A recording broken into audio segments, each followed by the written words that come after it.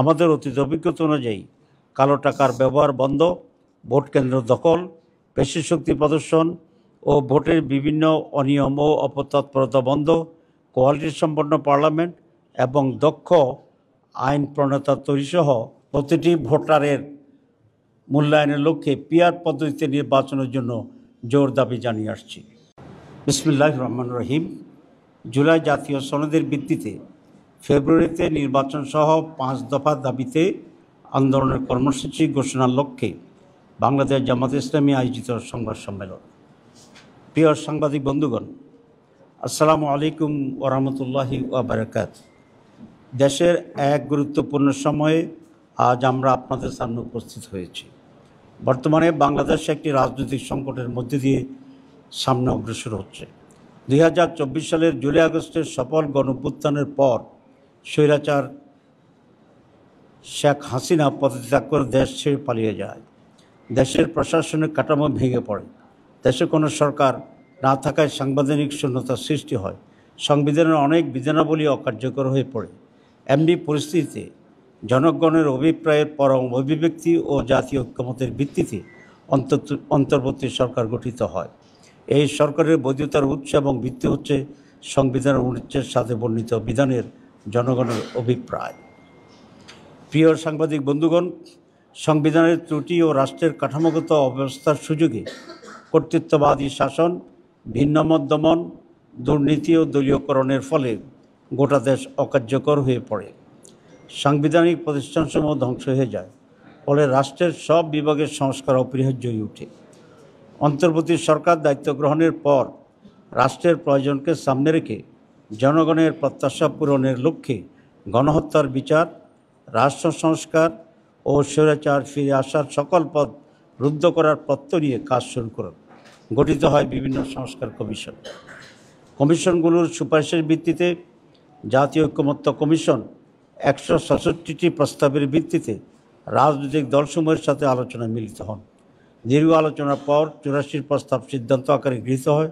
অনেকগুলো প্রস্তাবের সাথে 2-1টি রাজনৈতিক দল ভিন্নমত পোষণ করায় অনেকগুলো গুরুত্বপূর্ণ সিদ্ধান্ত গ্রহণ করা সম্ভব হয়নি। প্রিয় সাংবাদিক বন্ধুগণ, সরকার ইতিমধ্যেই জুলাই জাতীয় ঘোষণা ও জুলাই জাতীয় সনদ প্রস্তুত করেছেন। একটি বৃহৎ রাজনৈতিক দল হিসেবে বাংলাদেশ জামাত ইসলামী জুলাই জাতীয় ঘোষণা ও জুলাই জাতীয় সনদের প্রয়োজনীয় সংশোধনী সহ তাদের পরামর্শ সরকারের নিকট উপস্থাপন করে। জামাত ইসলামী বরাবরই জুলাই জাতীয় সনদকে আইনগত ভিত্তি দেওয়ার বিষয়ে জোরালো ভূমিকা পালন করে আসছে। জাতির ক্রান্তি লগ্নে ডক্ট্রিন অফ নেসেসিটি হিসাবে অতীতের বিভিন্ন নজির ও উদাহরণ তুলে ধরে জুলাই জাতীয় সনদের আইনগত ভিত্তির বিষয়ে জামাত ইসলামী বারবার তার সিদ্ধান্ত অবস্থান ব্যক্ত করে আসছে। আমরা মনে করি জুলাই জাতীয় সনদের আইনগত ভিত্তি প্রদান ব্যতীত ছাত্র জনতার রক্তের বিনিময়ে অর্জিত অভ্যুত্থান ও তার অর্জন ব্যর্থতায় পর্যবেসিত হতে পারে। ইতিমধ্যে জাতীয় সংসদ নির্বাচনের রোডম্যাপ নির্ধারণ করা হয়েছে।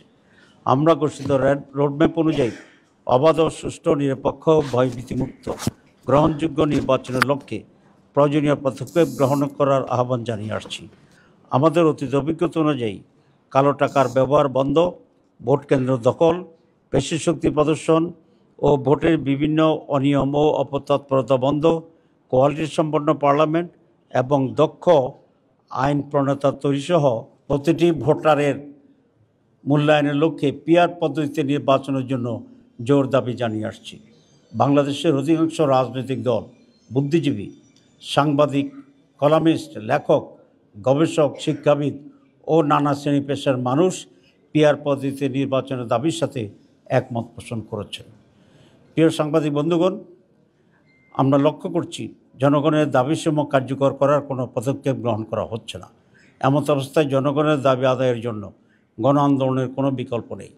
তাই জুলাই জাতীয় সনদের ভিত্তিতে আগামী ফেব্রুয়ারিতে অবাধ, সুষ্ঠু, গ্রহণযোগ্য নির্বাচন এবং জনগণের ভোটের প্রতিষ্ঠার মাধ্যমে বাংলাদেশকে একটি ন্যায়ভিত্তিক ও জবাবদিহিমূলক গণতান্ত্রিক রাষ্ট্র গড়ে তোলার লক্ষ্যে বাংলাদেশ জামাত ইসলামের পক্ষ থেকে আজ 15 সেপ্টেম্বর আন্দোলনের 5 দফা গণদাবি জাতির সামনে তুলে ধরছি। দাবিসমূহ: জুলাই জাতীয় সনদের ভিত্তিতে আগামী ফেব্রুয়ারিতে নির্বাচন আয়োজন করা। 2, আগামী জাতীয় নির্বাচনে উভয় কক্ষে পিআর পদ্ধতি চালু করা। 3.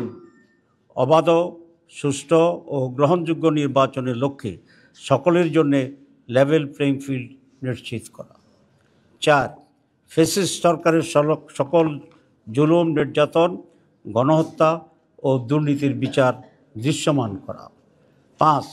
স্বৈরাচারের দোসর জাতীয় পার্টি ও 14 দলের কার্যক্রম নিষিদ্ধ করা।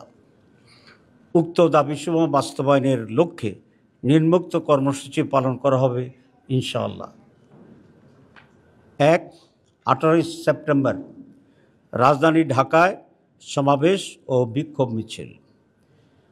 19 সেপ্টেম্বর দেশের সকল বিভাগীয় শহরে বিক্ষোভ মিছিল।